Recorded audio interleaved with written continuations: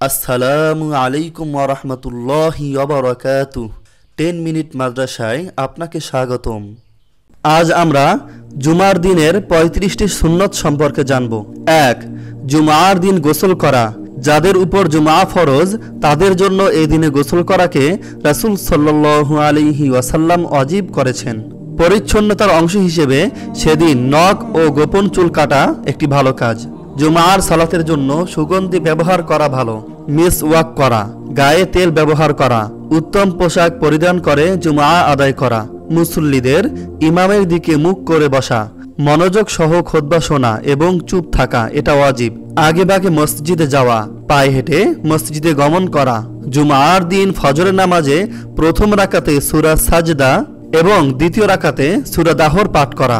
সূরা জুমা ও মুনাফিকুন দিয়ে জুমার সালাত আদায় করা অথবা সূরা আলা ও গশিয়া দিয়ে জুমা আদায় করা। জুমার দিন ও জুমার রাতে বেশি বেশি দুরূদ পাঠ করা।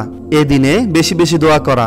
মুসল্লিদের ফাঁক করে মসজিদে সামনের দিকে এগিয়ে না যাওয়া। মুসল্লিদের ঘাড় ডিঙ্গিয়ে সামনের কাতারে আগমনের চেষ্টা না করা। কাউকে উঠিয়ে দিয়ে সেখানে বসার চেষ্টা না করা। ইমাম সাহেব মিম্বরে এসে হাজির হওয়ার পূর্ব পর্যন্ত তাসবিহ, তাহলিল ও তওবা ইস্তিগফার, কোরআন তেলাওয়াতে রত থাকা। জুমার দিন জুমার পূর্বে মসজিদে জিকির বা কোনো শিক্ষামূলক হালকা না করা, অর্থাৎ ভাগ ভাগ হয়ে গোল গোল হয়ে না বসা, যদিও এটা কোনো শিক্ষামূলক অনুষ্ঠান হোক না কেন। কেউ কথা বললে চুপ করুন এই কথাটাও না বলা। মসজিদে যাওয়ার আগে কাঁচা পেঁয়াজ রসুন না খাওয়া ও ধূমপান না করা। ঘুমের ভাব বা তন্দ্রাচ্ছন্ন হলে বসার জায়গা বদল করে বসা।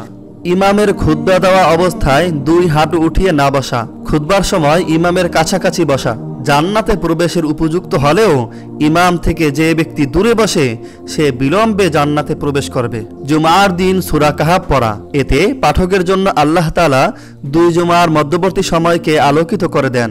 জুমার আজান দেওয়া, অর্থাৎ ইমাম মিম্বরে বসার পর যে আজান দেওয়া হয় তা। জুমার ফরজ নামাজ আদায়ের পর মসজিদে 4 রাকাত সুন্নত আদায় করা।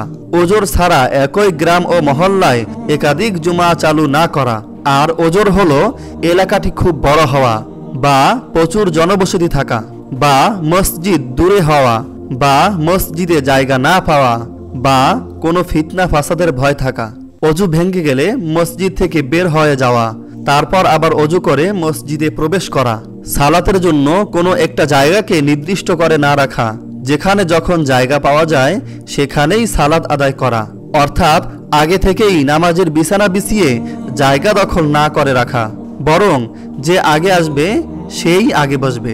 কোনো নামাজের সামনে দিয়ে না হাঁটা, এতটুকু জোরে আওয়াজ করে কোনো কিছু না পড়া যাতে অন্যের সালাতে ক্ষতিগ্রস্ত হয় বা মনোযোগে বিঘ্ন ঘটে। জুমার সময় খতিবের কোনো কথার সাড়া দেওয়া বা তার প্রশ্নে জবাব দানে শরিক হওয়া জায়েজ। হানাফি আলেমগণ বলেছেন যে ভিড় প্রচুর হলে সামনের মুসল্লিদের পিঠির উপর সেজদা দেওয়া জায়েজ। 35.